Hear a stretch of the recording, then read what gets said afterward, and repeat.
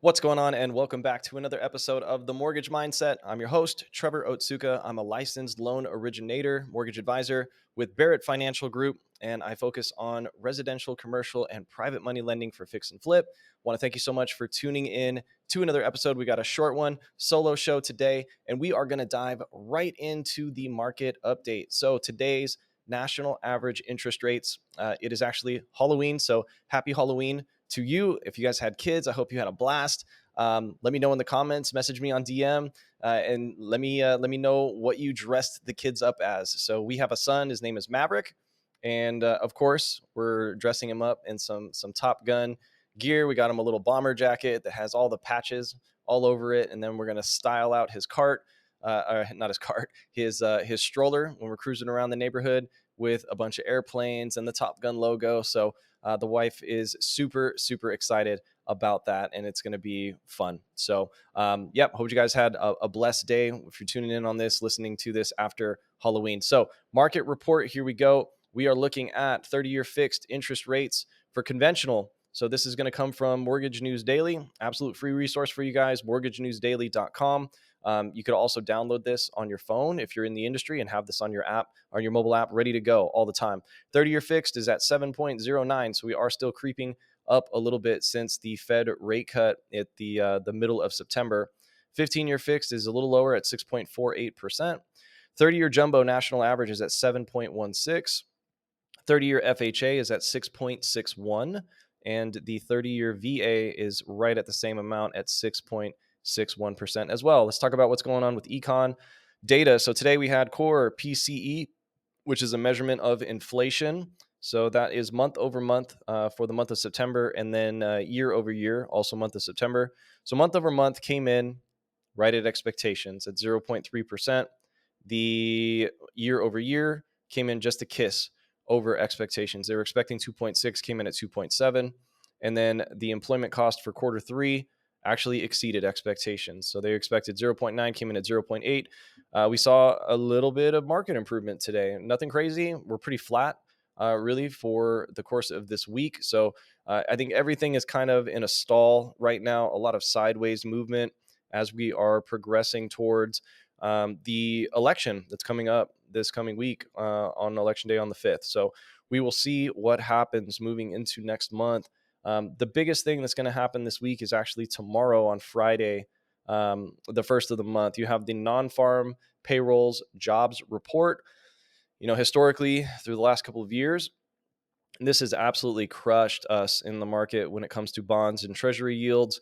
A lot of times they put a projection on here of what it's going to be, and they miss the projection, and then the bond market responds unfavorably. We have a sell-off, and then interest rates will get worse. They'll start increasing. So hopefully that won't be the case tomorrow, but we won't know until tomorrow morning at 5:30 a.m. Pacific Standard Time. So the forecast is 113,000 new created jobs. So hopefully it comes in at or below that, and we'll be good. If not, if it comes over that, we're probably going to see a little hit in the market. Unemployment rate also tomorrow for the month of October. The forecast is 4.1% for unemployment rate. Then you also have ISM manufacturing for PMI coming out tomorrow as well. Next week, what we got? Presidential election happening on Tuesday, November 5th. You guys already know that. That same day, you have S&P Global Services PMI. You have ISM non-manufacturing PMI as well. And then the biggest thing is going to be the next Fed interest rate decision, which is coming on Thursday, November 7th. And that'll be at 11 a.m. Pacific Standard Time. So we will see. We will see if they're going to cut, if they're going to keep it exactly where it is. We don't know yet, right? So we'll see what happens. I will definitely keep you guys abreast of what's going on with that. So today, for our national news headline, I found one kind of interesting on the New York Post. It says here, and I quote for the title, 10 affordable cities poised to become million-dollar markets in a decade. So here we go. It says home prices in some pockets of the country are rising, and certain areas where properties are affordable now are poised to break the six-figure ceiling. Most of the markets that have the potential to become million-dollar markets are in the West and Midwest, and unsurprisingly, they're in close proximity to bigger, more expensive metros. To determine where these markets are, Realtor.com economists examined sales price growth in America's 100 largest metros between 2014 and 2019, a 5-year stretch that skirts jarring anomalies such as the recession and pandemic. The team then applied the same growth trajectory from 2023 to 2028 to project where home prices will be in 5 years, and then to 2033 to gauge where prices will go in the next 10 years. For instance, if you bought a house in Boise, Idaho in 2023, that would have typically cost a median of $464,578.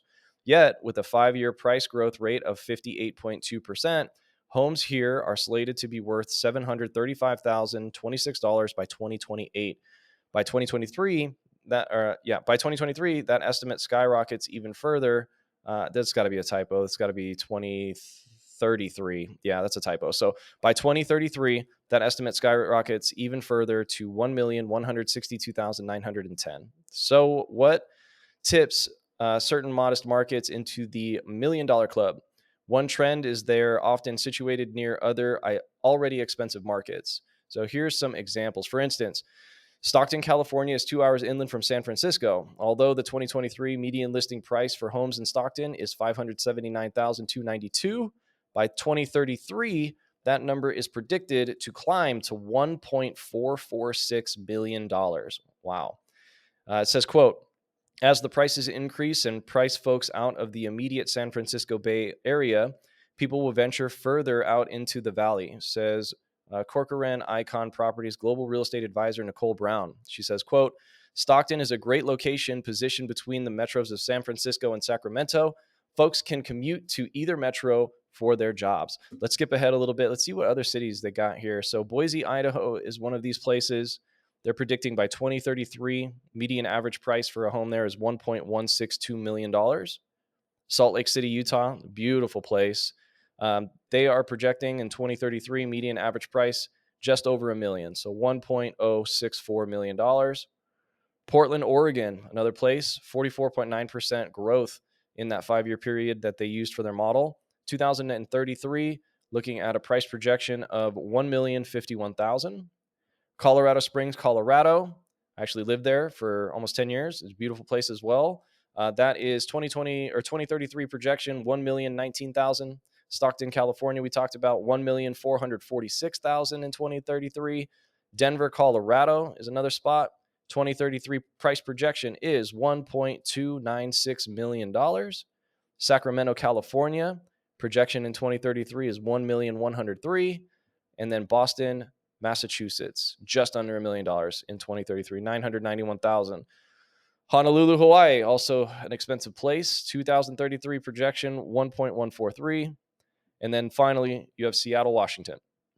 So I'm wondering if they include Bellevue in this one as well. So Seattle, Washington, 2033 price projection is $1,485,000 in 2033. What do you guys think about this? If you're listening here in Las Vegas, I'd love to get your input. Maybe I can do the math here and figure out what that growth projection was, or find this study that was done by Realtor.com economists and see if we can do the math here in Vegas and see where Vegas prices are headed in 2033. You know, we've got a ton of commercial development that's happening out here. You have the Hollywood studios that are coming here. Howard Hughes Corporation picked up one with Sony Studios that'll be in the Southwest, just on the, southwest portion of Summerlin off of the 215 and Town Center.